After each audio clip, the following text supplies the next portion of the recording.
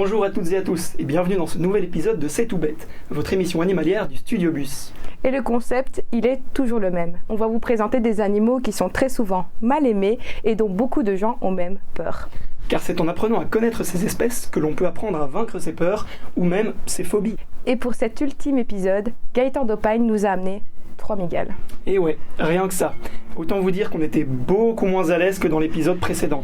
Encore une fois, dédicace aux caméramans, vous êtes les plus courageux. Allez hop, c'est parti. En fait, on a ici Euachlus smithi, donc c'est ce qu'on appelle une Brachypelma smithi. C'est une araignée qui vient du Mexique. Grammostola spatulata, donc Grammostola rosea, c'est ce qu'on appelle mygale rousse du Chili. Donc, comme son nom l'indique, ça vient du Chili. Et Chromatus, Nandu chromatus, c'est une araignée qui vient du Brésil. Donc en fait, ceux-ci, ce sont des mygales, donc ce ne sont pas des tarentules. Pourquoi ? La différence, c'est que la tarentule a les crochets dans le prolongement latéral du corps et travaille à la manière d'une pince lorsqu'elle mord, contrairement à la mygale qui a les crochets venimeux dans le prolongement longitudinal du corps. Et elle frappe de haut en bas lors de la morsure. Les mygales, ce sont des araignées qui généralement se créent une cachette et restent dedans. Elles ne sortent que pour s'alimenter. Alors la taille, une araignée, un mygalon, comme on appelle, des bébés mygales, ça vient au monde tout petit. Donc ça fait parfois chez certaines espèces un demi-centimètre. Ouais.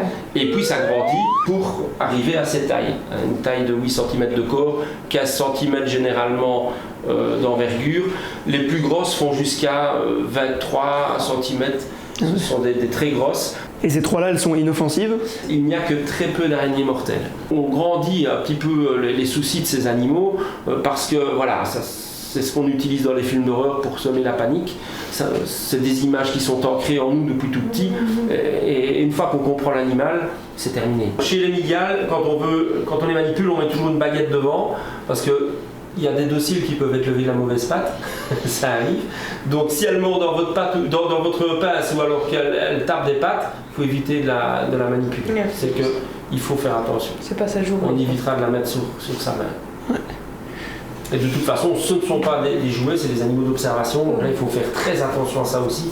Parce qu'on voit souvent sur Internet, malheureusement, des gens qui mettent ça sur les visages, qui ne sont inconscients parce qu'ils ne s'imaginent pas que les poils, ça rentre. Un poil dans l'œil ou dans les voies respiratoires, c'est très mauvais. Alors on fait n'importe quoi avec. On les laisse marcher sur des pulls alors qu'elles ont des petites griffes à chaque patte, c'est très mauvais aussi. Donc c'est toutes des choses qu'il faut éviter.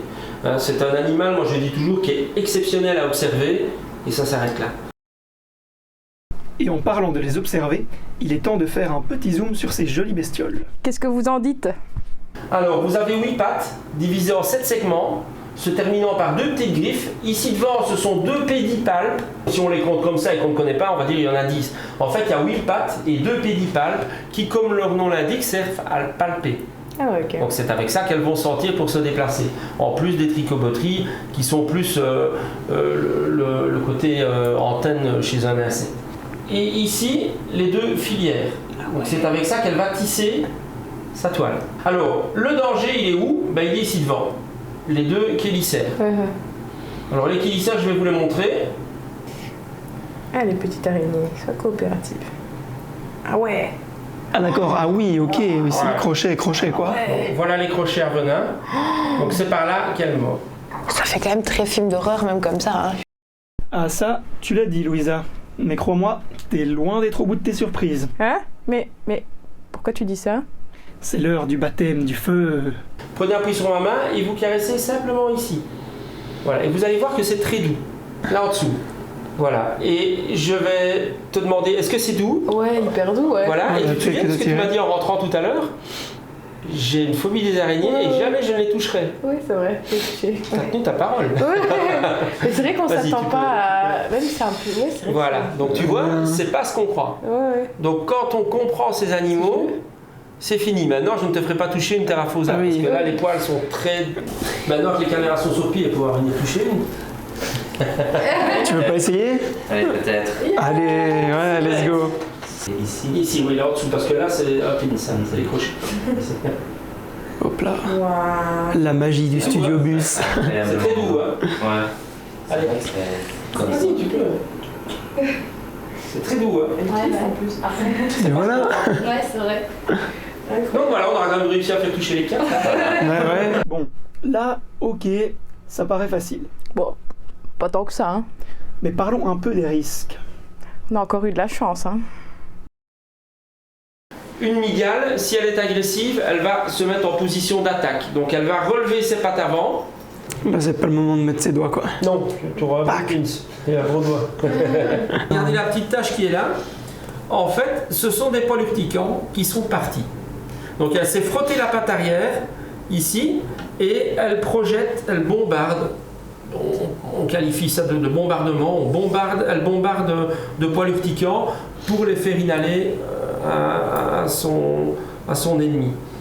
En plus des poils urticants, il y a des poils plus épais, parsemés un petit peu partout sur le corps, qui sont appelés trichobotries. Ces poils captent les ondes dans l'air. Et c'est un petit peu comme les antennes d'un insecte, où l'animal, ça le prévient d'un danger. Donc je souffle là, elle va aller par là. Voilà. Vous voyez, si je souffle ici, elle repartira de l'autre côté. En tant que personne, on déplace un grand on fait un grand déplacement d'air. L'animal ne sait plus d'où vient le danger, et c'est pour ça qu'il fait gauche-droite et qu'il se sauve. Le réflexe qu'on a, on l'écrase et on se dit, elle a voulu m'attaquer. Ouais. Alors que l'araignée a juste voulu aller se mettre à l'abri. Ouais. Et ça, c'est la stupidité de l'homme aussi, à croire des trucs qui n'en sont pas. Hein, moi, je dis toujours, entre un boxeur et un jogger, il vaut mieux se méfier du boxeur. Celui qui court vite, il ne vous fera pas de mal. Ici, c'est pareil. J'ai connu des joggers bien moins effrayants que ceux-là. Hein. C'est tout bête, c'est déjà fini. Merci de nous avoir suivis. Ces 2 épisodes, ainsi que toutes les autres productions du Master en journalisme, sont à voir ou à revoir sur la page Facebook du Studio Bus. En espérant que nous sommes parvenus à vous faire aimer un peu plus ces bestioles.